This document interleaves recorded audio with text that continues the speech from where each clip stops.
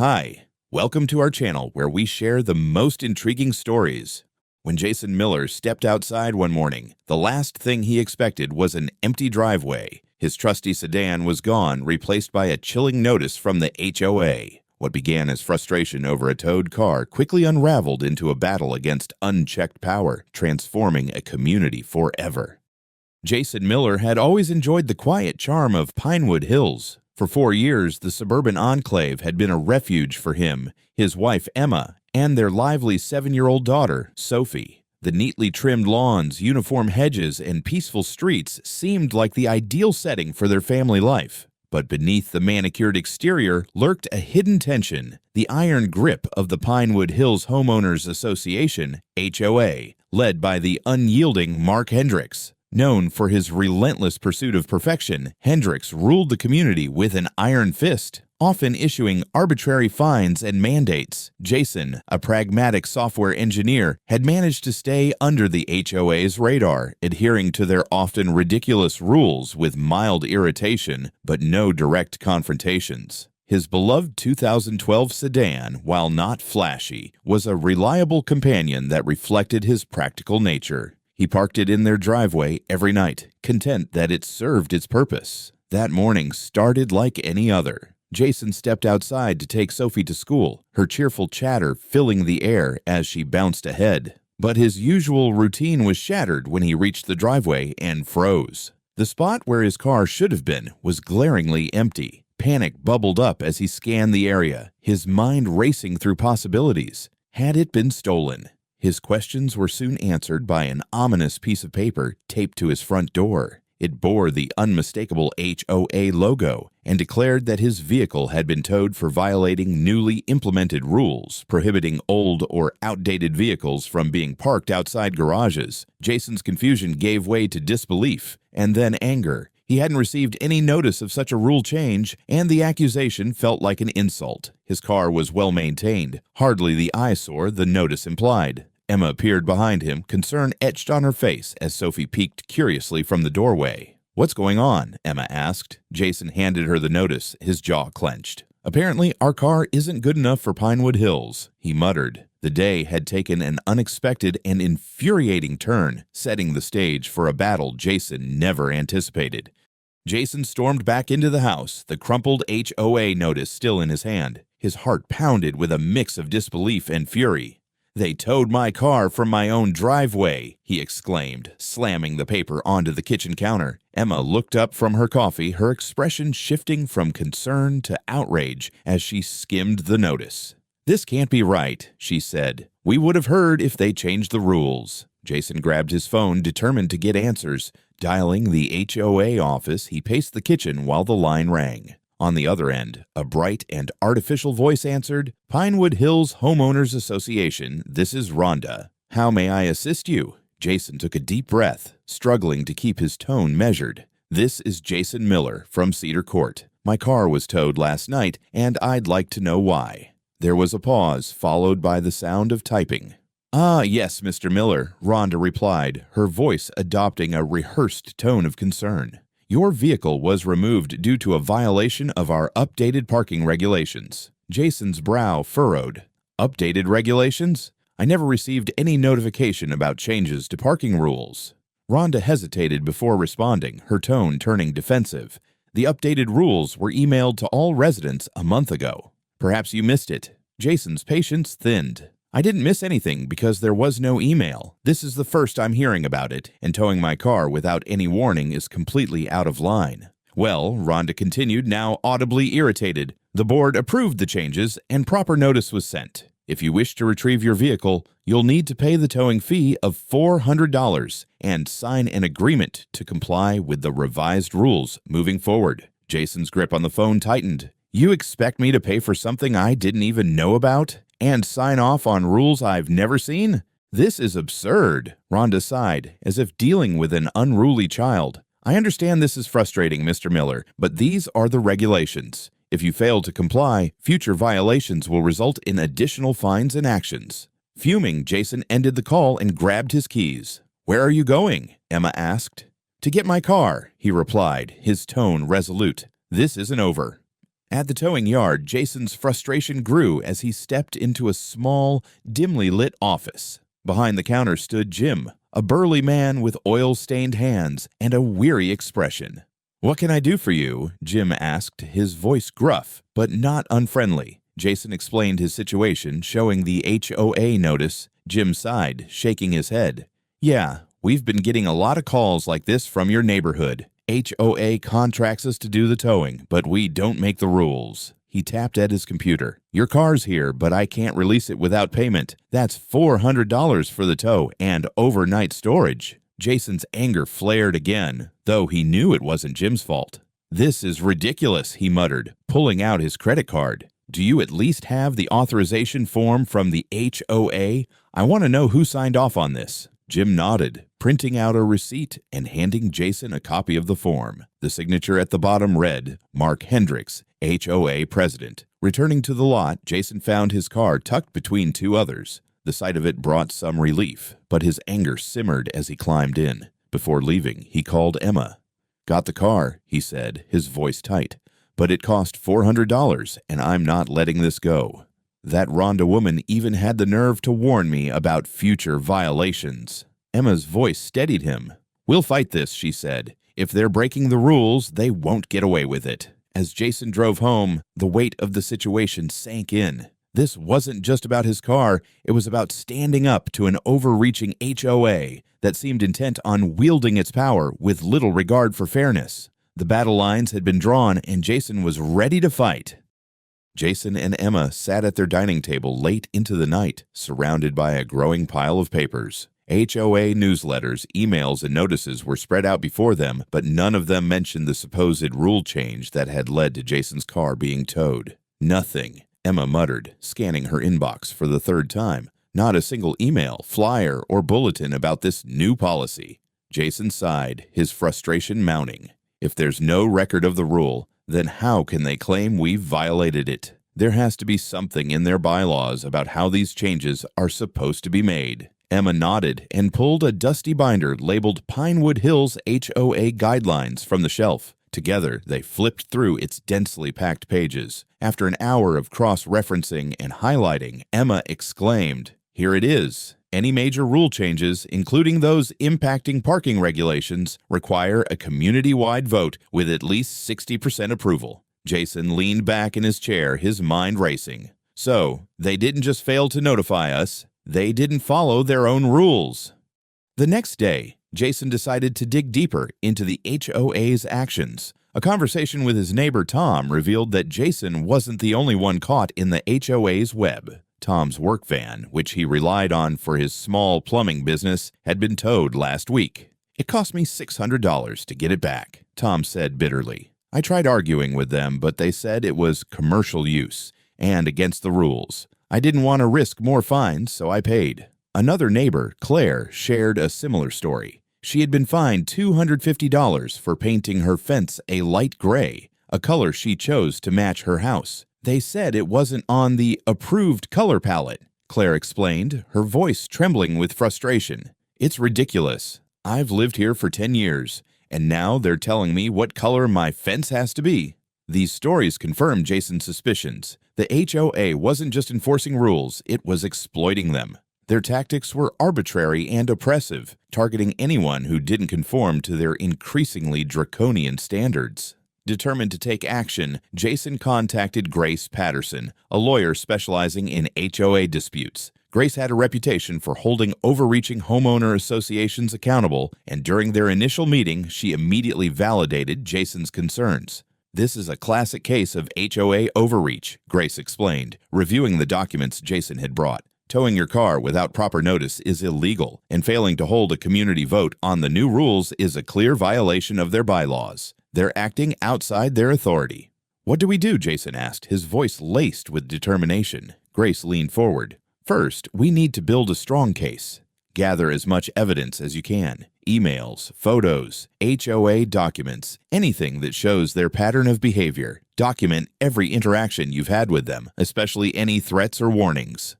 Jason nodded, feeling a renewed sense of purpose. He spent the next few days meticulously documenting his experiences. He photographed his car in the driveway, highlighting its pristine condition to counter the HOA's claim of it being outdated. He compiled records of every HOA notice they had received in the past year, emphasizing the absence of any mention of the new parking rules. Emma joined the effort, reaching out to neighbors who had faced similar issues. Many were hesitant to speak out, fearing retaliation from the HOA, but a few, like Tom and Claire, were willing to share their stories. Jason recorded their statements, adding weight to his growing file of evidence. Meanwhile, the HOA continued to escalate its pressure. Rhonda left a curt voicemail warning Jason about additional consequences if he parked his car outside the garage again. Jason saved the voicemail, forwarding it to Grace. "This is harassment," Grace said. "They're trying to intimidate you into compliance, but it's going to backfire." As Jason's case against the HOA grew stronger, so did his resolve. He wasn't just fighting for his car, he was standing up for his community. The Pinewood Hills HOA had overstepped its bounds, and Jason was determined to hold them accountable. With Grace's guidance, he prepared for the battle ahead, ready to challenge the unchecked authority of an organization that had long gone unchallenged. Jason's fight against the Pinewood Hills HOA had ignited a spark of controversy within the community. Neighbors whispered in driveways, exchanged wary glances, and gathered in hushed groups at the park. Some, like Tom and Claire, openly supported Jason's efforts to stand up against the oppressive practices of the HOA. They shared their own stories of fines, threats, and arbitrary enforcement, emboldened by his determination. Others, however, were less eager to get involved. Fear of retaliation loomed large, with many residents convinced that crossing Mark Hendricks, the HOA president, would only bring more trouble. The HOA's reputation for issuing fines for minor infractions and towing vehicles without warning kept people in line. A few even accused Jason of stirring up unnecessary drama, echoing Hendricks' narrative that he was destabilizing the harmony of Pinewood Hills. The tension came to a head when Hendricks called an emergency HOA meeting, an attempt to discredit Jason and quell the growing dissent. Flyers appeared overnight in every mailbox, urging residents to attend and restore unity in our community. Jason attended the meeting, flanked by Tom and Claire, while Grace Patterson watched silently from the back. The meeting, held in the community center, was packed. Hendricks opened with his usual authoritative tone, standing behind a podium, flanked by two board members. "Ladies and gentlemen," he began, "recent events have brought unnecessary turmoil to Pinewood Hills. Let me assure you, the rules we enforce are designed to maintain the standards that attracted all of us to this community in the first place." He turned his gaze to Jason. "However, one resident has chosen to ignore these standards, spreading misinformation and creating division. We cannot allow a single individual to undermine what we've built here." Jason stood, his voice steady despite the rising tension. "I'm not spreading misinformation, Mark. I'm standing up for what's right. You towed my car without proper notice, broke your own bylaws by failing to hold a vote, and threatened me with further action. This isn't about me. It's about holding you accountable." Murmurs rippled through the room as neighbors looked between Jason and Hendricks. Hendricks, visibly flustered, tried to regain control. "If you have complaints, Mr. Miller, I suggest you take them to court. This is neither the time nor place." Jason nodded. "That's exactly what I'm doing." The court date arrived a month later. Jason and Grace had meticulously prepared, armed with a mountain of evidence. The courtroom was filled with spectators, including supportive neighbors like Tom and Claire, as well as a few curious residents who had stayed neutral. The HOA's attorney began by painting the association as a protector of community values. The rules were updated to maintain the high standards of Pinewood Hills, she argued. These changes are necessary to preserve property values and the integrity of the neighborhood. Grace responded methodically, dismantling their case piece by piece. She presented emails showing the lack of notification about the rule changes. She highlighted the bylaws requiring a community vote for significant policy updates, a vote that had never occurred. She played the voicemail from Rhonda, proving the HOA's pattern of intimidation. Finally, she introduced financial records, revealing inflated fines and selective enforcement targeting certain residents. The turning point came when Jason took the stand. He spoke clearly and with conviction, recounting his experience and how the HOA's actions had disrupted his life. Tom and Claire followed, sharing their own stories of fines and intimidation, painting a picture of an HOA that abused its authority to control and profit from the community. When it was Hendrick's turn to testify, his confidence faltered. Grace's sharp questioning exposed inconsistencies in his statements. "Mr. Hendricks," she pressed, "can you provide proof of the community-wide vote required for these changes?" Hendricks stammered. "The board, we determined the changes were urgent, and we—" "That's not what your bylaws state," Grace interrupted. "Did you or did you not follow the established procedure?" The judge leaned forward, her expression stern. "Answer the question." Hendricks hesitated, his silence filling the room like a damning admission. The verdict was swift and decisive. The judge ruled in favor of Jason, declaring the HOA's actions illegal and in violation of their own bylaws. She ordered the HOA to pay $10,000 in damages to Jason and to immediately cease enforcement of the unauthorized rules. Furthermore, she warned Hendricks that any future misconduct would result in legal penalties. As the ruling was announced, Jason felt a surge of relief. The neighbors who had supported him cheered quietly, and even those who had stayed silent seemed relieved. The tide had turned. Pinewood Hills would no longer be ruled by fear and arbitrary decisions, and Jason, standing tall amidst the crowd, had become a symbol of change. The courtroom buzzed with a subdued energy as the judge delivered her final ruling. Jason sat with Emma by his side, her hand gripping his for support. The court finds the actions of the Pinewood Hills Homeowners Association to be unlawful, the judge declared, her tone firm and clear. The towing of Mr. Miller's vehicle without proper notice, failure to adhere to the bylaws requiring a community vote, and subsequent acts of intimidation constitute a violation of both state law and HOA regulations. Jason felt a wave of relief wash over him as the judge continued. The HOA is ordered to pay Mr. Miller $15,000 in compensation for the illegal towing, associated stress, and legal expenses. Furthermore, the new parking rules are hereby voided, and the HOA is instructed to conduct a full election for board positions to ensure transparency and fairness moving forward. The aftermath of the trial sent shockwaves through Pinewood Hills. Mark Hendricks, once untouchable in his position as HOA president, announced his resignation within days of the ruling. For some residents, his departure marked the end of an era of fear and arbitrary enforcement. For others, it was a wake-up call that the HOA needed a complete overhaul. In Hendricks' place, the community elected Sarah Chen, a dynamic and pragmatic neighbor with a reputation for fairness and open communication. Her campaign had focused on transparency, collaboration, and rebuilding trust among residents. One of her first acts as president was to publicly thank Jason for his courage. Jason stood up, not just for himself, but for all of us, Sarah said during her inaugural meeting. His actions have paved the way for a better, stronger community. Sarah wasted no time in making changes. Recognizing Jason's knowledge and dedication, she invited him to serve as a consultant for the new HOA. Reluctant at first, Jason eventually accepted, seeing it as an opportunity to ensure that no one else in Pinewood Hills would face what he had endured.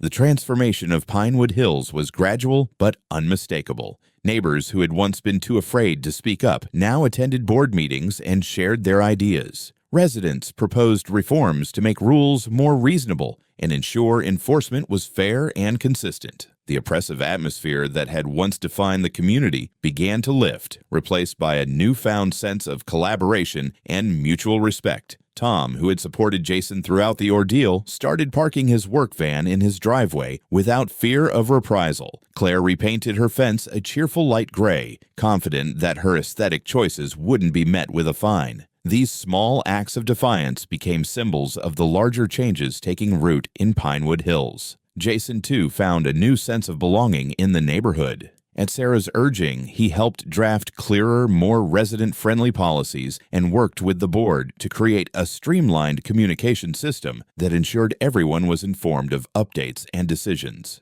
Emma, meanwhile, became an advocate for community events, organizing potlucks and cleanup days that brought neighbors together. On a warm Saturday afternoon, Jason stood in his driveway, washing his sedan. As the water glinted in the sunlight, Tom walked by and waved. "Looks good in the driveway," Tom joked, pointing at the car. Jason chuckled. "Where it belongs," he replied, a grin spreading across his face. Emma stepped outside with Sophie, who ran to Jason, excitedly talking about a new friend she had made at the park. Emma leaned against the car and smiled. "You know," she said softly, "it feels like a completely different place now." Jason nodded. "It is, and it's worth staying to make sure it keeps heading in the right direction." As they looked out over the street, they saw neighbors chatting, kids playing, and a genuine sense of community that hadn't existed before. Jason's battle with the HOA had started as a fight for his own rights, but it had grown into something much bigger, a catalyst for lasting change. Pinewood Hills wasn't just a neighborhood anymore, it was a home. The community meeting was unlike any Jason had ever attended. Gone were the tension and unease that once permeated these gatherings. Instead, the room buzzed with a sense of optimism and purpose. Sarah Cheen, the new HOA president, stood at the front guiding the discussion with calm authority. As neighbors voiced their ideas, the board voted to adopt transparent rules and abolish many of the previous restrictions. There was a palpable sense of unity as residents collectively shaped the future of Pinewood Hills. When it was Jason's turn to speak, he stood confidently before the crowd. "This journey started with a single unfair act," he began, his voice steady. "But it's become about so much more. Together, we've proven that a community thrives when everyone has a voice. Let's keep building on this momentum and ensure Pinewood Hills is a place where fairness and respect guide everything we do." The room erupted in applause, and Jason smiled, his resolve affirmed. Later that week, Sophie beamed as she told her classmates, "My dad made our neighborhood better." Her pride in his efforts was a reminder of why the fight had mattered so much. At home, Jason parked his sedan proudly on the driveway, a silent symbol of victory over injustice. Across the street, Tom parked his work van in his own driveway for the first time in months, giving Jason a thumbs up as he unloaded tools. These small acts spoke volumes, representing a newfound freedom in the community. That evening, Jason and Emma sat on their porch, watching the sunset paint the sky in soft hues of orange and pink. Neighbors strolled by, chatting and waving, their cars parked comfortably where they belonged. Emma leaned against Jason inside contentedly. "It's amazing how much has changed," she said. "Sometimes big transformations start with a small spark." Jason chuckled, his arm around her shoulders. "Or with a towed car," he replied, grinning. Their laughter echoed softly in the warm evening air as they enjoyed the peace of a neighborhood that finally felt like home.